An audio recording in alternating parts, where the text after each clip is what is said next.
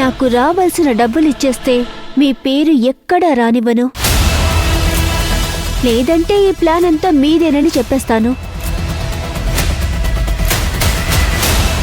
నేను మీ మనిషినే అని చెప్పేస్తాను. ప్రాబ్లం సరిచేసుకోవడానికి మీకు ఒక అవకాశం ఇస్తున్నాను. నేనేం చేయాలో చెప్పాల్సింది మీరే. నాకు కొంచెం టైం ఇవ్వు. అమౌంట్ రెడీ అయ్యాక నేనే కాల్ చేస్తాను. అప్పటి వరకు శివగామిని కలవద్దు. సరే సార్, మీ కాల్ కోసం వెయిట్ చేస్తూ ఉంటా.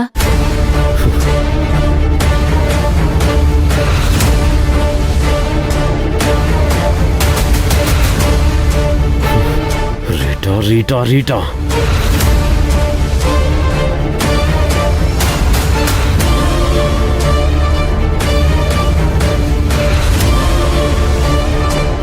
గుణ, ఒక చిన్న సమస్య స్టార్ట్ అయింది. ఏంటి బాయ్ అది? మిస్టర్ బితో కలిసి ఒక సెక్రటరీ వచ్చింది కదా, రీటా. గుర్తుందా? గుర్తుంది. ఆ రీటాకి మిస్టర్ బి డబ్బులు ఇవ్వలేదంట. నన్ను 25 లక్షలు ఇవ్వమని డిమాండ్ చేస్తుంది. ఇవ్వకపోతే మన పేర్లు శివగామికి చెప్తానని బెదిరిస్తుంది. మరి ఇప్పుడు ఏం చేయాలి అది బాయ్? తన చాప్టర్ ముగించేయి. సరే సరే, ప్లాన్ చేస్తాను.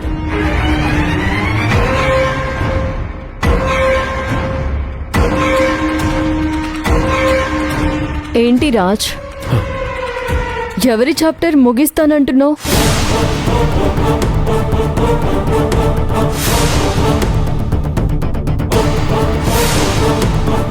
ఇక్కడ ఏం జరుగుతుందో నాకు అస్సలు అర్థం కావడం లేదు. అది మన ఆఫీస్లో 2 సంవత్సరాల నుంచి పనిచేస్తున్న ఒక అమ్మాయి గురించి మాట్లాడుతున్నాను.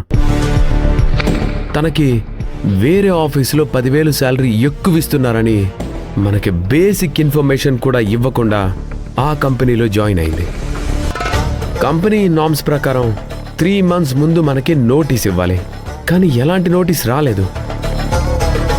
లీవ్ పెట్టి ఆఫీస్కి రాకుండా ఇప్పుడు సెటిల్మెంట్ అమౌంట్ అడుగుతుంది.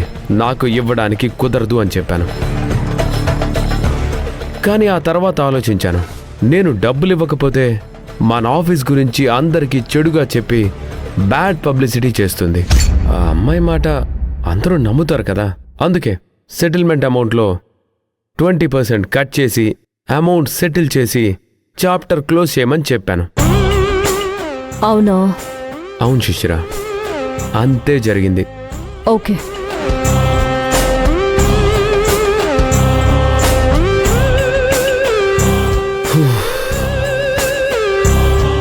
జస్ట్ మిస్ అయ్యాను.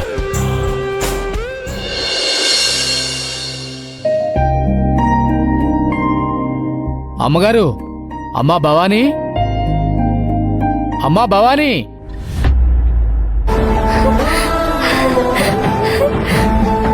అయ్యా,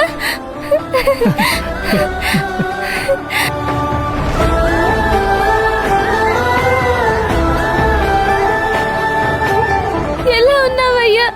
నేను మంచిగున్నానమ్మా. నువ్వెట్లున్నావమ్మా? నేను బాగానే ఉన్నానయ్యా. నువ్వు ఒక్కడివే వచ్చావా? అమ్మ రాలేదా అయ్యా?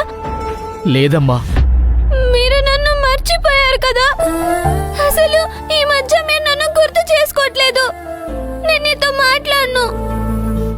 అమ్మా, మేము ఒంటరి వాళ్ళమమ్మా. మాకు నువ్వు తప్ప ఇంకెవరున్నారమ్మా?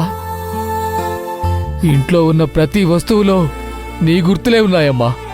ఆ జ్ఞాపకాలతోనే మేమింకా బతుకుతున్నామమ్మా. మంచుకున్నారమ్మా? నేను బాగున్నాను. ఎంతసేపు అయింది వచ్చి? ఇప్పుడే అమ్మగారు. ఇంటి బయట నిలబడి మాట్లాడుతున్నారేంటి? భవానీ, నువ్వైనా చెప్పాలి కదా. రండి, లోపలికెళ్ళి మాట్లాడుకుందాం. అటాగే అమ్మా. రండి. రాయ్యా, రా. పదమ్మా.